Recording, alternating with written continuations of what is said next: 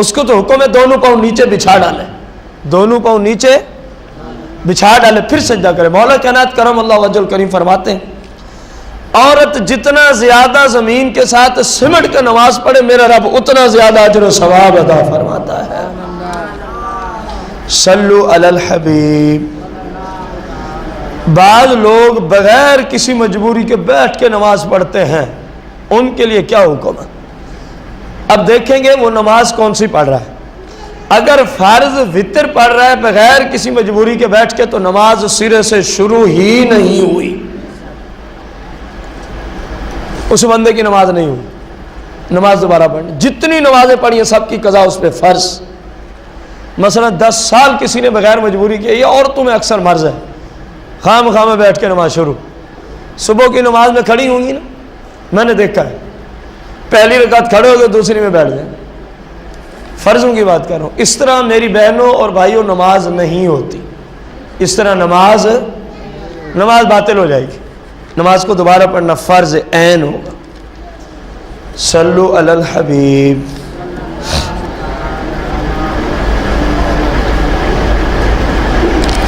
سورہ یاسین میں سلام قولا من رب الرحیم، اس کو 3 مرتبہ ہم پڑھ سکتے ہیں۔ آپ پورے قرآن میں سے جس آیت کو جتنی مرتبہ پڑھنا چاہو اسلام میں جائز، آپ کو کسی نے روکا؟ پورے قرآن میں سے جس جگہ تلاوت کرتے ہوئے جب آپ کر رہے ہیں ایک ہی آیت کو آپ 1000 مرتبہ پڑھو، اسلام آپ کو منع نہیں کرے گا، ثواب ہی ملتا جائے گا، جتنی بار پڑھتے جاؤ گے ثواب ہی ملتا جائے گا۔ قرآن ہے۔ اگر عورت کے سر کے بال نظر آ رہے ہوں تو کیا نماز ہو جائے گی؟ دیکھیں گے سر کے بالوں کی چوتھائی نظر آتی ہے تو نماز نہیں ہوگی، اگر اس سے کم ہے تو نماز ہو جائے گی، لیکن خلاف سنت، ثواب میں کمی آئے گی۔ صلو علی الحبیب۔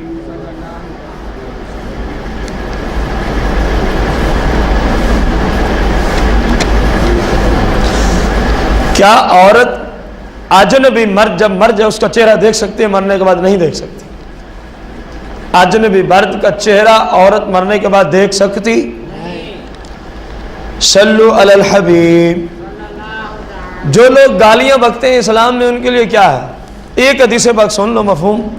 سرکار نے فرمایا مومن گالیاں نہیں دیتا، دوہرا لو حدیث، مومن گالیاں نہیں دیتا، پھر دوہرا لو، مومن گالیاں نہیں دیتا، مومن گالیاں نہیں دیتا۔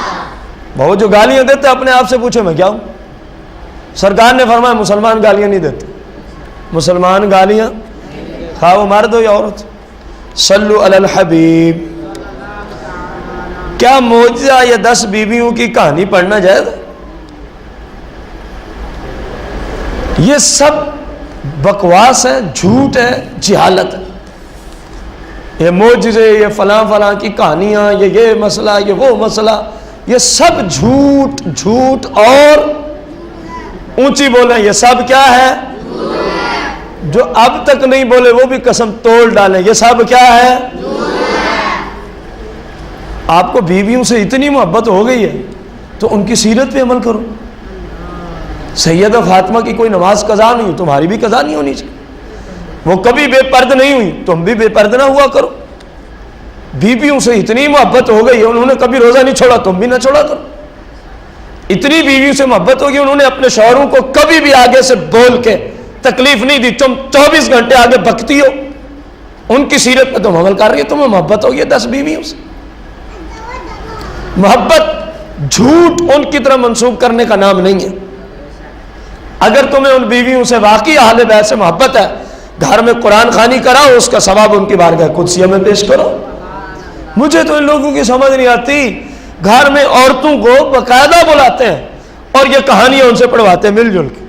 اور بے وقوفو، قرآن جیسی کتاب تمہارے گھر میں موجود ہے، تم کتنے جاہل ہو، قرآن کو چھوڑ کے یہ جھوٹ پڑھوا رہے اور امید کرتے ہو اللہ ثواب دے گا۔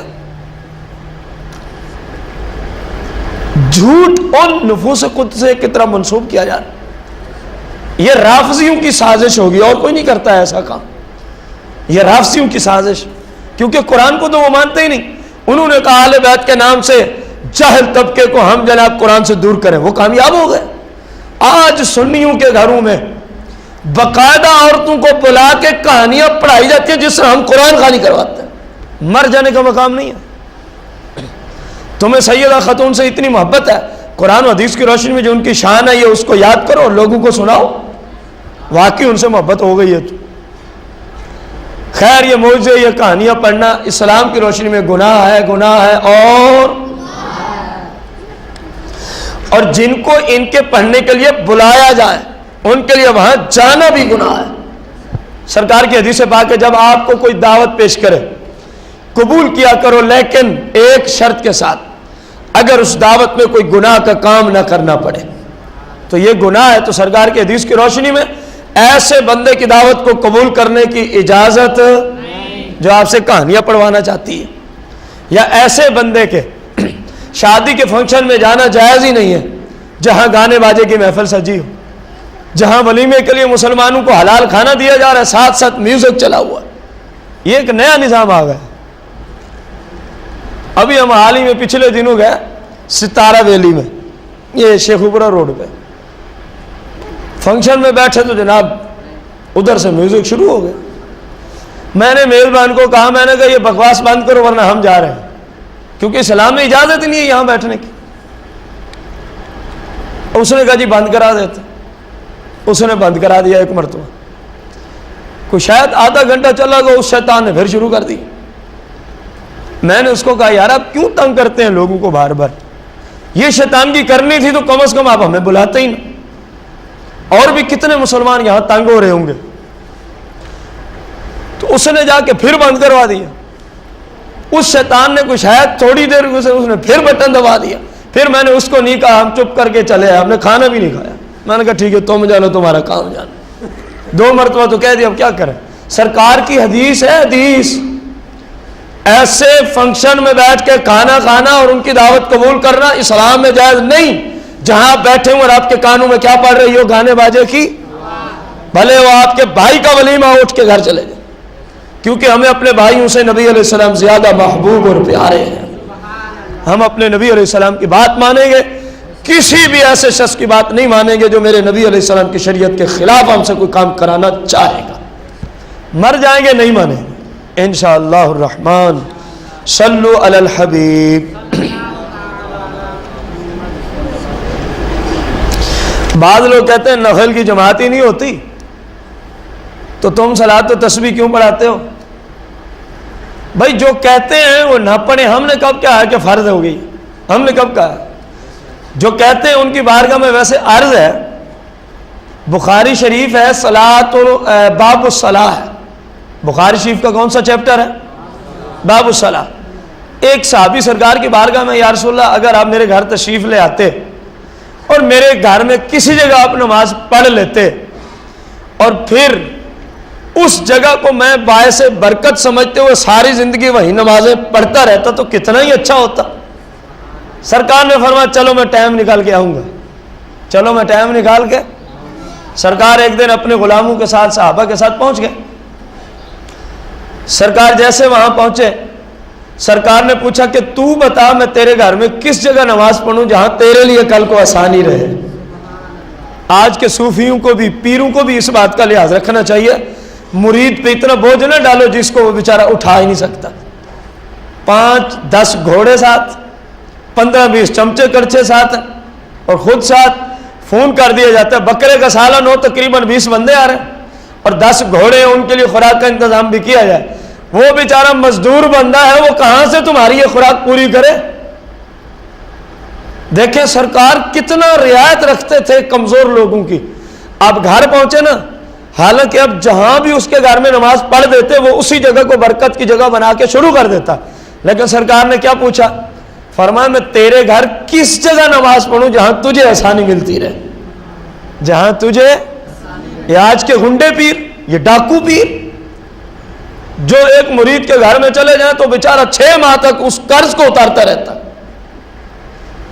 بکرے کے بغیر پیر صاحب کو کھانا ہی ہضم نہیں ہوتا, بکرے کے بغیر پیر صاحب کا ختم ہی پورا نہیں ہوتا. ایسے پیروں کو وہیں ڈالو جہاں جائیں گے, ان کو گھر بلانے کی اجازت ہی نہیں ہے. پیر تو مرید کے مال سے نفرت کیا کرتے تھے جو اصلی پیر تھے, اور نقلی آئے وہ 24 گھنٹے منہ کھول کے بیٹھے, کہاں سے کوئی مرید ہمارے منہ میں لقمہ ڈالے جس طرح وہ راستے میں منہ کھول کے بیٹھے ہوتے. بس انہوں نے 24 گھنٹے منہ کھولا ہوا. بھائی یہ کوئی پیر مریدی نہیں ہے. پیر کا کام ہے اپنے مریدوں کو سرکار کی شریعت پہ چلائے. یہ ہے پیر. بھلے اپنے آپ کو پیر کہے یا نہ کہے, وہ پیر ہے. وہ کیا ہوتا ہے؟ جو بھی لوگوں کو شریعت کی طرف بلا کے شریعت پہ چلا رہا ہے وہ اسلام میں پیر ہوتا ہے. اسلام میں کیا ہوتا ہے؟ بھلے وہ بیعت نہ کرتا ہو, بھلے وہ بیعت کرنا کوئی اسلام میں ضروری نہیں ہے, نہ بیعت ہونا کوئی اسلام میں ضروری ہے. ہاں البتہ ہو جائے تو اچھی بات ہے, کوئی نیک بندہ مل جائے تو, کوئی نیک بندہ. باقی جو آج کل کے جعلی پیر ہیں ان کا مرید ہونا الٹا جہنم میں جانے کا سبب بنتا ہے. وہ پیر صاحب مرید کو کہتے ہیں نماز کی کوئی ضرورت نہیں, ہم بیٹھے ہیں.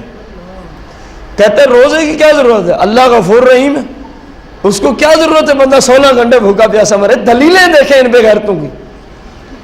کہہ رہے جی 16 گھنٹے کا دن بن رہا ہے, اتنی شدت کی گرمی, وہ تو بندوں سے ماں سے 100 گنا زیادہ محبت کرتا. جب ماں پیاسا نہیں دیکھ سکتی وہ کب دیکھتا ہوگا؟ چھوڑ دو روزہ. ہم جو بیٹھے ہیں اس میں کوئی شک نہیں, آپ بیٹھے ہیں ان کو لے کے بھی جائیں گے, اس میں بھی کوئی شک نہیں. لیکن شک اس بات میں ہے آپ کہتے ہیں ہم جنت میں لے جائیں گے, شریعت کہہ رہی ہے تم جہنم کی طرف لے کے جا رہے ہو. فرق بس اتنی بات کا. اللہ تبارک و تعالی سے دعا ہے اللہ تعالی ہمیں دین متین کو سیکھ کر عمل کی توفیق عطا فرمائے. آمین بجاہ النبی الکریم علیہ الصلاۃ والتسلیم. بسم اللہ الرحمن الرحیم. اللہم صلی علی سیدنا محمد النبی الامی وعلی آلہ وصحابہ وازواجہ اجمعین. یا اللہ یا رحمان یا رحیم یا ارحم الراحمین, یا ارحم الراحمین یا ارحم الراحمین. یا مولا کریم اس محفل شریف کا تیری بارگاہ سے ہمیں جتنا ثواب ملا سرکار کی بارگاہ قدسیہ میں تحفتاً ہدیتاً پیش کرتے ہیں. ہم سب کی طرف سے اپنی بارگاہ عالیہ میں شرف قبولیت فرما. یا اللہ سرکار کے توسل سے آدم علیہ السلام سے لے کر آج تک جتنے مسلمان مؤمنین مومنات مسلمین مسلمات گزر بسے ہیں ان سب کو ایصال کرتے ہیں اپنی بارگاہ قدسیہ میں شرف قبولیت فرما. یا اللہ ہم سب کی بخشش و مغفرت فرما. یا اللہ ہم سب کے ایمان کی حفاظت فرما. بیماروں کو شفاء کلی عطا فرما. سرکار کے توسل سے ہمیشہ دین پڑھ کے آگے پڑھانے کی توفیق عطا فرما. بیماروں کو شفاء عطا فرما. بے روزگاروں کو حلال رزق عطا فرما. وصلی اللہ تعالی علی خیر خلق محمد وعلی آلہ وصحبہ وازواجہ اجمعین. جو مسئلہ ہم چلائے بیٹھے تھے اس کو پورا نہیں کیا ہم نے, تو سرکار نے فرمایا کہ تیرے لیے کہاں آسانی ہے. اس نے عرض کی یا رسول اللہ اس جگہ. سرکار آگے ہو گئے, صحابہ پیچھے. 2 رکعت نماز نفل نبی علیہ السلام نے باجماعت پڑھائی. امام بخاری فرماتے اس وقت ٹائم پتہ ہے کون سا تھا؟ شاید جس ٹائم میں ہم اس وقت بیٹھے اس سے کوئی آدھا گھنٹہ یا 1 گھنٹہ لیٹ. چاشت کا ٹائم لکھا ہوا ہے بخاری شریف میں. کون سا ٹائم لکھا ہے؟ چاشت کے ٹائم میں کون سی فرض نماز ہوتی ہے؟ بول رہے تو صحیح, کوئی بھی نہیں ہوتی. تو سرکار نے صحابہ کو نفل کی جماعت کرائی. اور امام اہل سنت مجدد دین و ملت مولانا شاہ امام احمد رضا خان رضی اللہ تعالیٰ نے باب الصلاۃ میں اس مسئلے کو بڑی تفصیل سے ذکر فرمایا. اور نتیجے میں جب امام اہل سنت پہنچے, آپ کو وہ نتیجے والی بات عرض کر رہا ہوں, فرمایا جو عوام الناس کا خیر خواہ ہوگا, جو عوام الناس کا خیر, فرمایا وہ نفل کی جماعت سے منع نہیں کرے گا. یہ فتاوی رضویہ کی عبارت. جو عوام الناس کا کیا ہوگا؟ خیر خواہ اور بھلائی چاہنے والا, فرمایا وہ لوگوں کو نفل کی نماز سے منع. پھر بھی ہم نفل کو نماز باجماعت پڑھنے کو ہم واجب نہیں قرار دے رہے. الگ بھی پڑھ سکتے ہیں, آپ الگ پڑھ لیں. جس کی سمجھ میں نہیں آتی جماعت وہ الگ پڑھ لیں.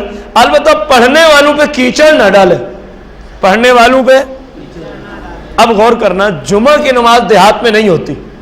جمعہ کی نماز دیہات میں وقت بدلنے کے ساتھ کئی مسائل تبدیل ہو جایا کرتے ہیں. اب امام اہل سنت خود لکھتے ہیں فتاوی رضویہ شریف میں, فرمایا اگر ہمارے زمانے میں کوئی جمعہ دیہات میں قرار آئے تو اس کو منع نہیں کیا جائے گا. اس کو منع کیوں؟ فرمایا زمانہ بدل گیا, لوگ جس طرح اللہ کا نام لیتے ہیں ان کو لینے دو. جس طرح اللہ کا نام لیتے ہیں ان کو جو ہوتا ہی نہیں. فرمایا اگر اس زمانے میں پڑھ رہے ہیں دیہات میں جمعہ تو ہونے دو. فرمایا کسی مفتی کو روا نہیں کو فتویٰ لکھ کے بھیجے کہ یہاں جمعہ نہ پڑھو, ان کو ہونے دو. چلو کسی وجہ سے کسی طرح وہ لوگ اکٹھے ہو کے اپنے رب کا کیا لے رہے ہیں، تو فرمایا تمہیں کیا تکلیف ہے ان کو منع کرنے کے لیے چلتے ہو؟ تو جو ہوتا نہیں اس کو منع کرنے کی اجازت نہیں ہمارے زمانے میں، جو ہو جاتی ہے اس کو منع کرنا کہاں جائز ہوگا؟ اللہ تعالیٰ ہم سب کو عمل کی توفیق عطا فرمائے، آمین بجاہ النبی